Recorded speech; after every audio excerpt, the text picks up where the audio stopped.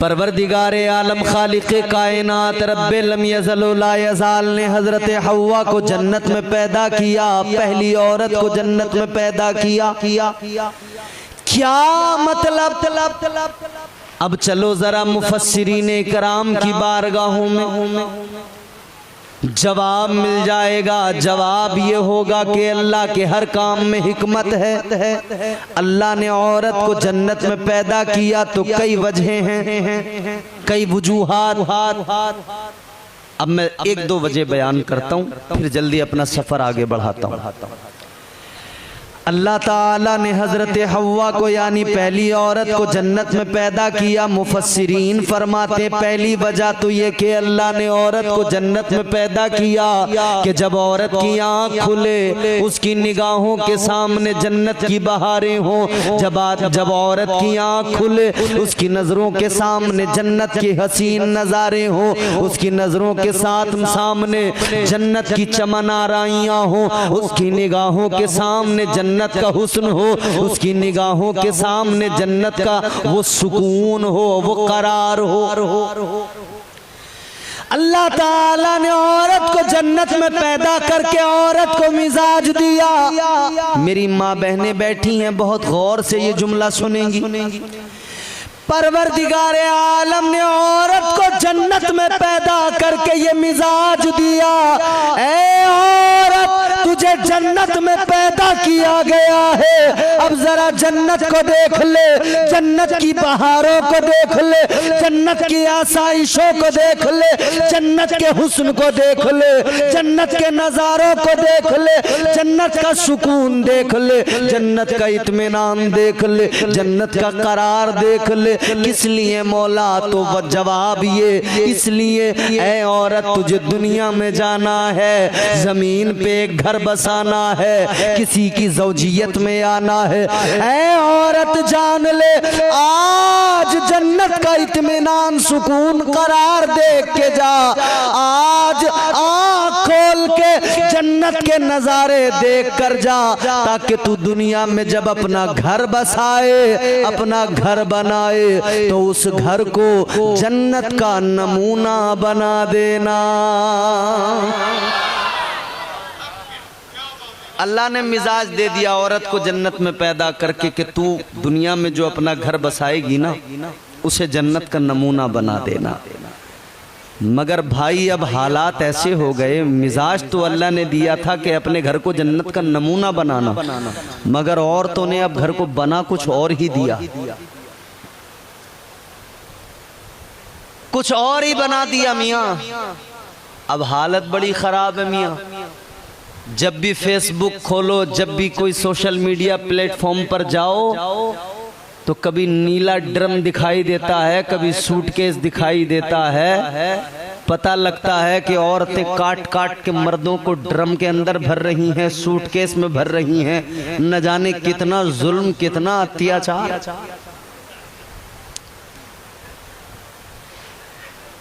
हुकूमतें कानून बना रही हैं खवातीन के हुकूक के लिए, अच्छी बात है, बनाइए, मगर ऐसे भी कानून न बनाना कि औरतें जालिम बन जाएं, ऐसी भी खुली आज़ादियां न देना कि फिर ये मर्दों को काट काट कर सूटकेस और ड्रम के अंदर भरने लगे। आप देखो सैकड़ों की तादाद में उन औरतों की सैकड़ों की तादाद है, बल्कि मैं जितना समझ रहा हूं मैं सैकड़ों बोल रहा हूं, ये हजारों की तादाद हो सकती है कि जो औरतें 2-3-4 बच्चे हो गए फिर उसके बाद में अपने शोहरों से तलाक ले रही हैं, कोई अपने शोहर को मार रही है, कोई अपने आशिक के साथ भाग रही है। वजह क्या है? अल्लाह ताला ने औरत को मिजाज तो ये दे के भेजा था, अपने घर को जन्नत का नमूना बना देना।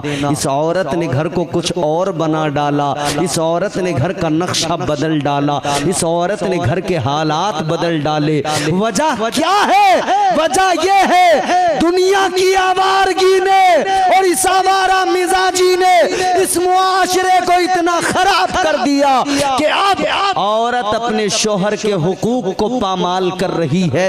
औरत अपने घर को जन्नत का नमूना बनाना तो दूर है, बल्कि उस घर को उसने मुकम्मल तौर पे दोज़ख की तरह बना रखा है। अल्लाह खैर फरमाए। मैं चाहता हूँ मेरा पैगाम पहुँचे और जहाँ तक पहुँच जाए और दुनिया को बताना चाहता हूँ, जमाने वालों आज भी वक्त है। इस्लाम के उसूल, इस्लाम के नजरियात, इस्लाम के कवायद अपनाइए। इस्लाम के उसूल अपनाओगे तो इंशाअल्लाह पूरी दुनिया में सुकून आएगा, पूरी दुनिया में लोगों के दिलों में इत्मीनान आएगा, पूरी दुनिया में नजरियात बदलेंगे, ये बदअमनी बेचैनी दूर होगी।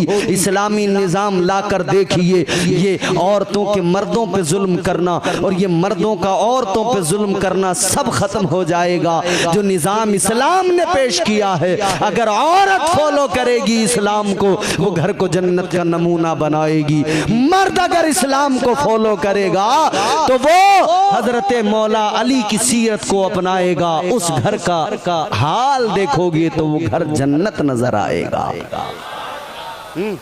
वो घर जन्नत नजर आएगा। अल्लाह खैर फरमाए। बहरहाल आगे बढ़िए, दूसरी वजह बताता हूँ। मुफस्सिरीन फरमाते एक दूसरी वजह अल्लाह ने औरत को जन्नत में क्यों पैदा किया। दूसरा रीजन, परवरदिगारे आलम ने, अल्लाह ताला ने औरत को जन्नत में ही क्यों पैदा किया। दूसरा रीजन सुनो। अल्लाह ने औरत को मिजाज दिया। अब जन्नत की जब बात चलती है, जन्नत की आसाइशों की बात चलती है, तो फिर जन्नत की बात आती है तो फिर आपने हूरों का जिक्र भी सुना होगा। सुना है? हूरों का तस्किरा भी सुना है ना? आप लोग बड़े भोले मालूम दे रहे हैं, मुझे लग रहा है आप जानती नहीं है हूरें क्या होती हैं। आपके गांव तक ये खबर ही नहीं पहुंची कि हूरें भी होती हैं जन्नत में। नहीं पहुंची खबर। अल्लाह, जन्नत की हूरों का जिक्र आपने सुना होगा और हर आदमी चाहता है मुझे जन्नत में हूरें मिले। चाहता इसलिए है कि दुनिया में औरतों के जुल्म बहुत सह लिए। अब जन्नत में जाएंगे तो कम से कम इन औरतों से छुटकारा मिल जाए और वो जन्नत की हूरें नसीब हो जाए।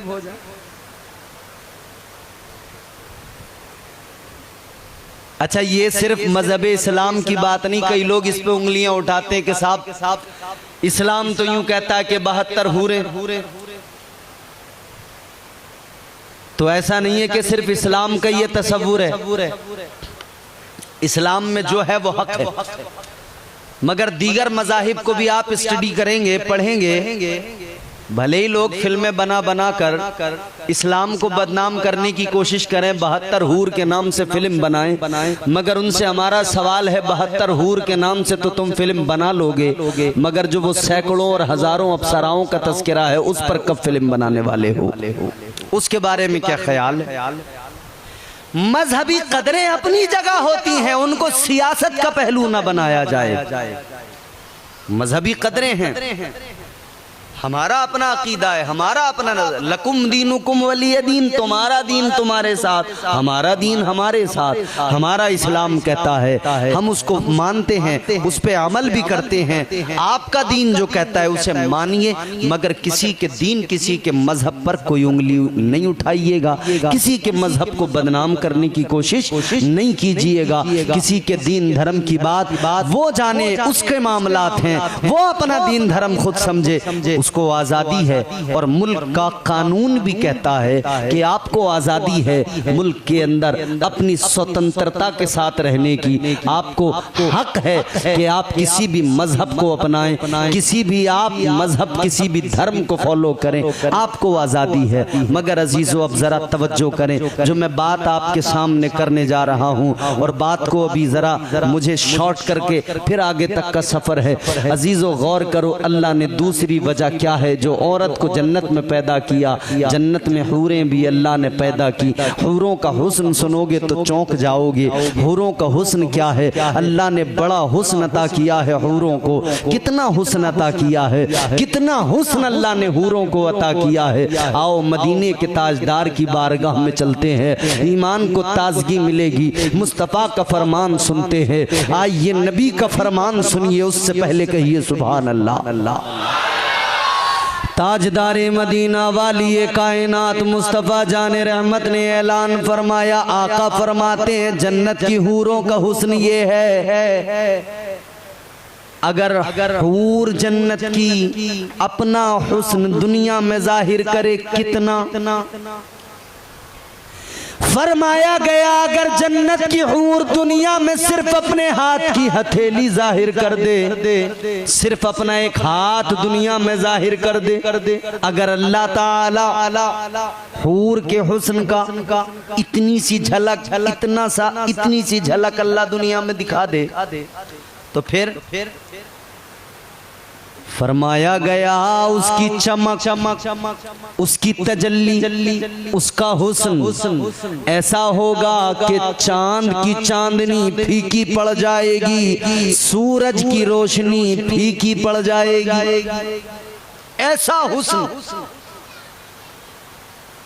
मगर अल्लाह ने जन्नत में हूरों को रखा है, जन्नत में हूरें हैं। अल्लाह ने दुनिया में औरत को भेजा बाद में, पहले जन्नत में रखकर हूरों को दिखाया।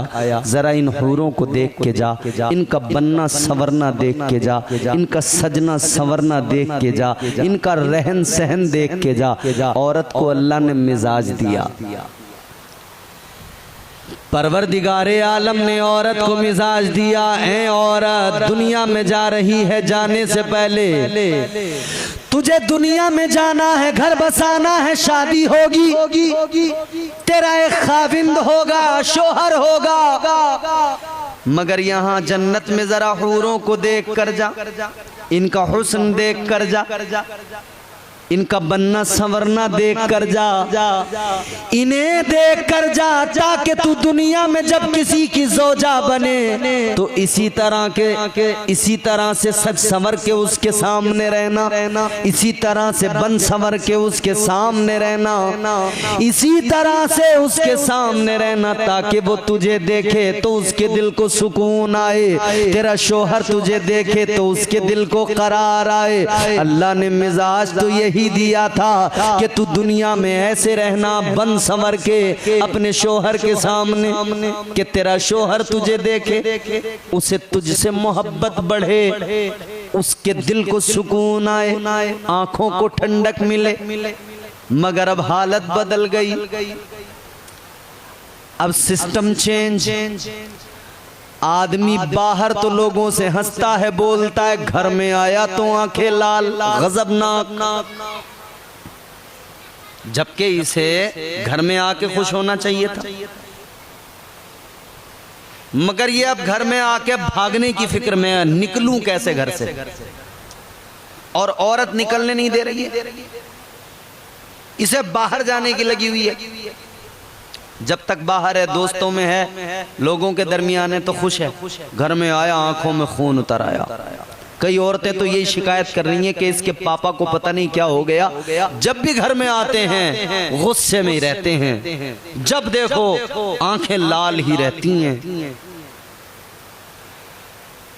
मगर ये शिकायत करने वाली कभी ये नहीं सोचती कि ये आखिर घर में आके इतने गुस्से में रहता क्यों है। इस पर अगर गौर कर ले तो सारा मामला ही सही हो जाए, दुरुस्त हो जाए। औरत अगर इतनी सी तवज्जो कर ले कि मेरा शोहर घर में आकर उसका मिजाज क्यों तब्दील हो जाता है, तो पता लग जाएगा। सिस्टम चेंज ये हो गया कि औरत को जैसा शोहर के सामने रहने का हुक्म अल्लाह ने दिया था, ये वैसा शोहर के सामने रहती ही नहीं। घर के अंदर तो इसे रात दिन लड़ाई झगड़े हैं, सास से झगड़ा है, नंद से झगड़ा है, भाभी से झगड़ा है, कभी देवरानी से झगड़ा है, कभी जेठानी से झगड़ा है। आदमी थका हारा घर में आया, इसने अपनी कैसेट शुरू कर दी, इसने सारी दास्तान सुना डाली। अभी बैठकर इसने सुकून से पानी भी नहीं पिया था। ये पूरी तरह से बस लग गई, इसने सारी दास्तान जो सुनाई, इसका दिमाग खराब हो गया।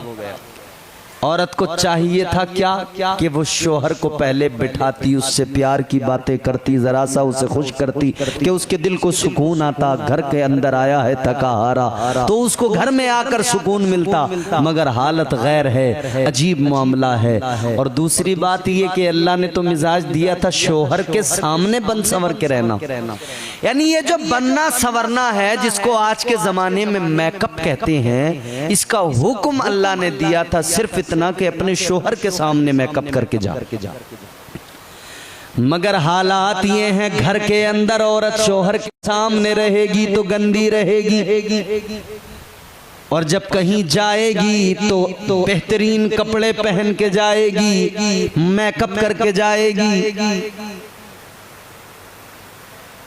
शोहर के सामने गंदी, दुनिया के सामने मेकअप में। ये उल्टा कर दिया तो दिक्कतें पैदा होने लगी। सिस्टम को अगर आप बदलोगे तो दिक्कतें आएंगी।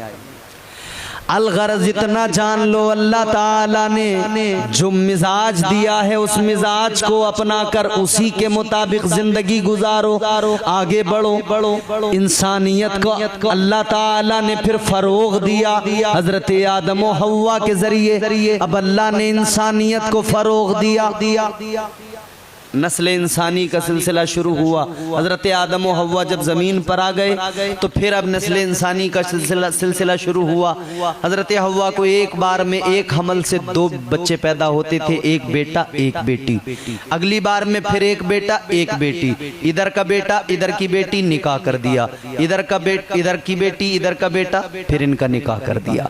हमल चेंज करके तब्दील करके निकाह किए जाते थे। इंसानियत का सिलसिला आगे बढ़ने लगा, दुनिया में इंसान बढ़ने लगे। हजरत आदम अलैहिस्सलाम अल्लाह ताला के पैगंबर, बरगुज़ीदा पैगंबर, नबी, रसूल, अल्लाह ताला के हुक्म से कौम की हिदायत करते रहे। फिर इनके बाद में अल्लाह ने हजरत शीस अलैहिस्सलाम को नबूवत अता फरमाई, वो कौम की हिदायत रहनुमाई करते रहे। हजरत नूह अलैहिस्सलाम को अल्लाह ने नबूवत और रिसालत अता फरमाई, कौम की हिदायत रहनुमाई करते रहे। 1,24,000 कमो बेश अंबियाए कराम रसूला ने इज़ाम दुनिया में आए, और वो सब के सब अपनी अपनी अक़वाम की हिदायत और रहनुमाई तो करते रहे, मगर साथ साथ ये ऐलान करते रहे, अपनी अपनी कौम को बताते रहे, सुनो हम आ गए, हम गुलाम हैं, हमारा आका अभी दुनिया में आना बाकी है। सब आते रहे और बताते रहे, बशारत देते रहे कि हम आ गए, मगर महबूबे खुदा अभी दुनिया में आना उनका बाकी है। अब अजीजो जरा आगे बढ़ो। अल्लाह ने तमाम अंबिया को दुनिया में भेजा, तमाम रसूलों को दुनिया में भेजा। अल्लाह ताला ने फिर आखिर में महबूबे खुदा को भेजा, मगर हुजूर आए बाद में चर्चा पहले, हुजूर दुनिया में आए बाद में तस्करा पहले। हजरत ईसा अलैहिस्सलाम ने अपनी कौम के सामने एक ऐलान किया, अपनी कौम को एक मिजाज दिया, अपनी कौम को एक बात बताई, ऐलान किया।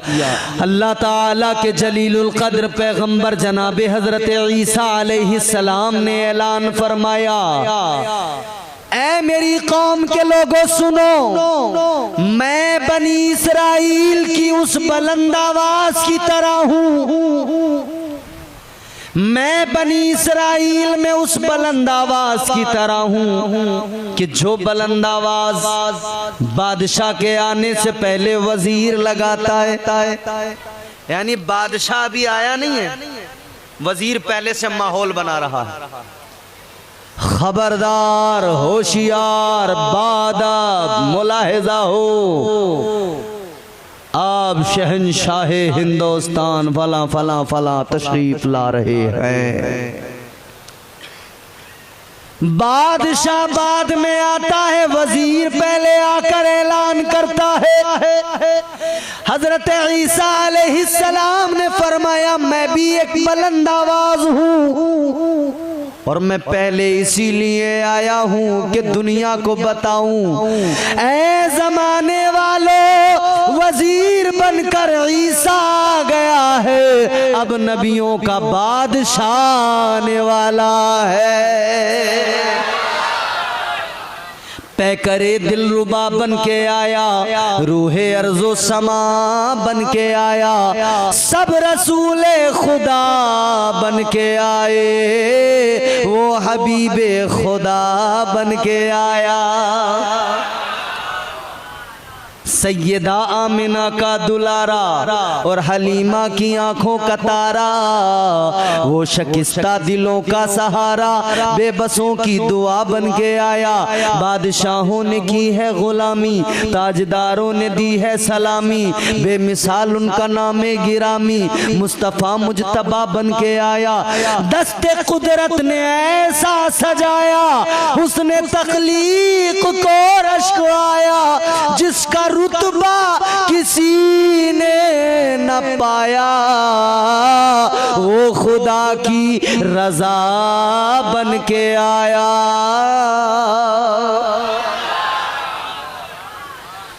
परवरदिगारे आलम खालिक़े कायनात रब्बे लम यज़ल व ला यज़ाल ने कुरान मजीद में ऐलान फरमाया, तबारकल्लज़ी बियदिहिल मुल्कु व हुवा अला कुल्लि शैइन क़दीर।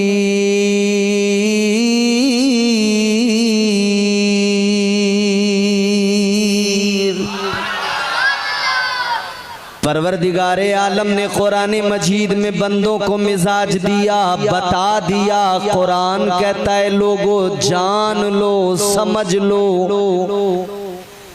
बड़ी बरकत वाली जात है अल्लाह की, वही मुल्कों का मालिक है, कुल मिल्कियत उसी परवरदिगार की है, कुल खजाने उसी परवरदिगार के हैं। सारी कायनात का बादशाह वो अकेला परवरदिगार है, सारी कायनात का निजाम चलाने वाला, सारी कायनात को पालने वाला वो अकेला हमारा खुदा, वो परवरदिगार।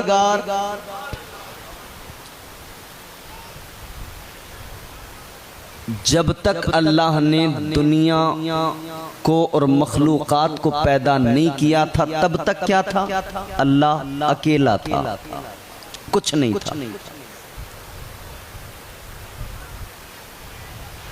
जमीन आसमान चांद सूरज सितारे इंसान जानवर, जब तक परवरदिगार ने कायनात को पैदा नहीं फरमाया था, अकेला था, एक था।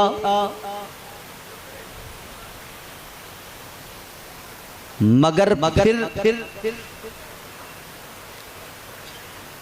अब मैं आपको हदीस कुदसी सुनाता हूं। अकेला था परवरदिगार, वहदहू ला शरीक आज भी है, खुदा एक ही है, वो अकेला ही है। उसकी अहदियत, समदियत, खल्लाकियत, रज़ाकियत दुनिया पर आया है।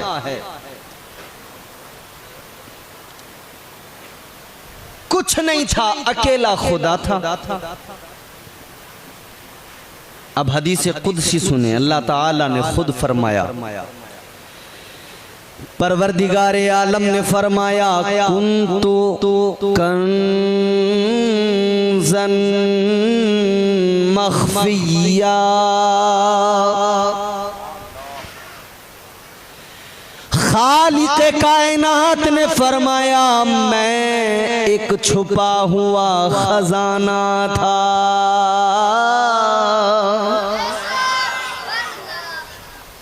कुंतो कंज़न मख़फ़िया,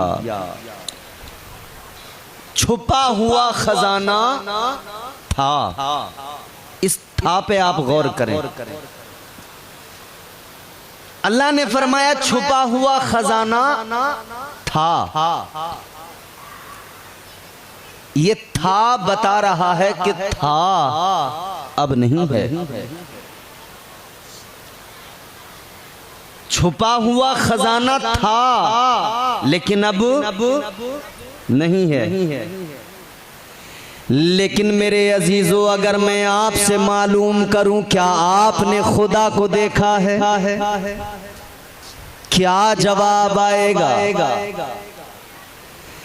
सारी महफिल के अंदर कोई एक आदमी ऐसा हो जो हाथ उठाकर कहे इम्तियाज बरकाती मैंने खुदा को देखा है, कोई नहीं आएगा। सबका जवाब क्या? हमने नहीं देखा। हजरत मूसा अलैहिस्सलाम ने तो इसरार किया था अल्लाह से, बारगाह खुदा में अर्ज किया था मौला अपना जलवा दिखा दे। अल्लाह के जलीलुल कद्र पैगंबर जनाब हजरत मूसा अलैहिस्सलाम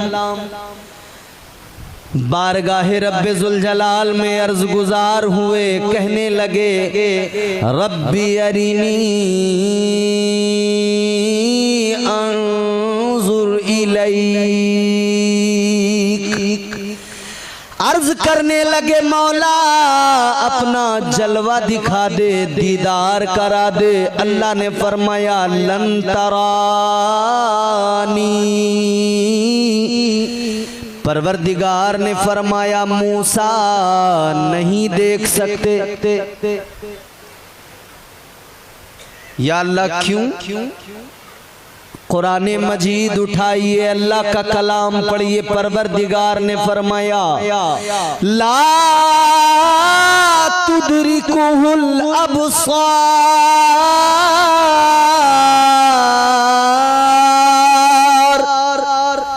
परवरदिगार आलम ने फरमाया अल्लाह का कुरान है, रब का ऐलान है। रब फरमाता है मैंने वो आंख नहीं बनाई, वो आंख किसी को नहीं दी जो मुझे देख सके। अर्ज करने लगे हजरत मूसा अलैहिस्सलाम ऐ परवरदिगार, ऐ खालिक़े कायनात, मैं तेरा पैगंबर, मौला तूने मुझे नबुव्वत और रिसालत से नवाजा। मौला अगर मैं नहीं देख सकता तो कौन देखेगा? परवरदिगारे आलम ने फरमाया ऐ मूसा मैं तेरे लिए भी छुपा हुआ खजाना, कुल कायनात के लिए छुपा हुआ खजाना, बंदों के लिए छुपा हुआ खजाना, मखलूकात के लिए छुपा हुआ खजाना। लेकिन मूसा एक जात है जिसके लिए पर्दे उठा दिए गए, एक जात है जिसे जलवे दिखा दिए गए, एक जात है जिसे दीदार करा दिया गया। या अल्लाह वो कौन है? जवाब आया वो मेरा महबूब है, वो आमिना का लाल है। सारी दुनिया में जिसका जमाल है वही तो हजरत आमिना का लाल है।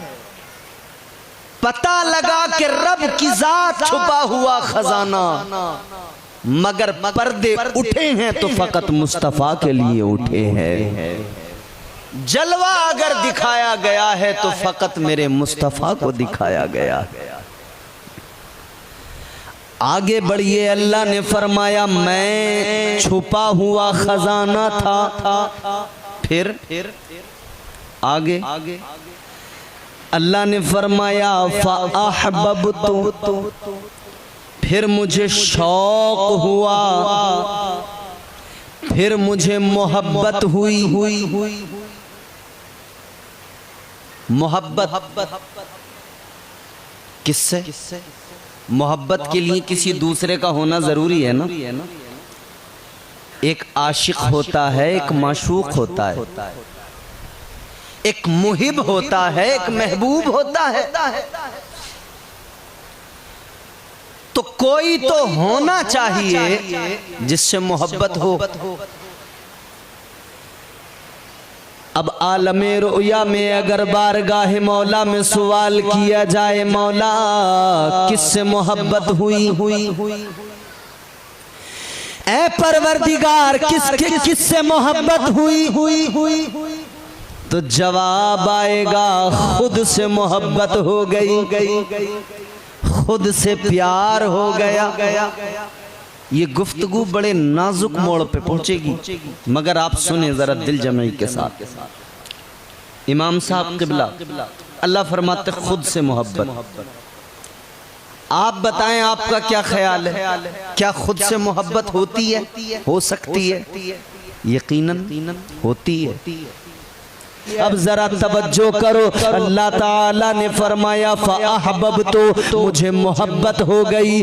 परवरदिगार ने फरमाया मुझे शौक हुआ मैं जाना जाऊं, पहचाना जाऊं। कोई मेरे लिए हंसे, कोई मुझे याद करके रोए, कोई मुझसे हाथ उठा के फरियाद करे, कोई अपनी बेबसी में मुझे पुकारे, कोई अपने दुख दर्द मुझे सुनाए, कोई अपने गमों में मुझे पुकारे, कोई खुशियों में मेरा शुक्र अदा करे।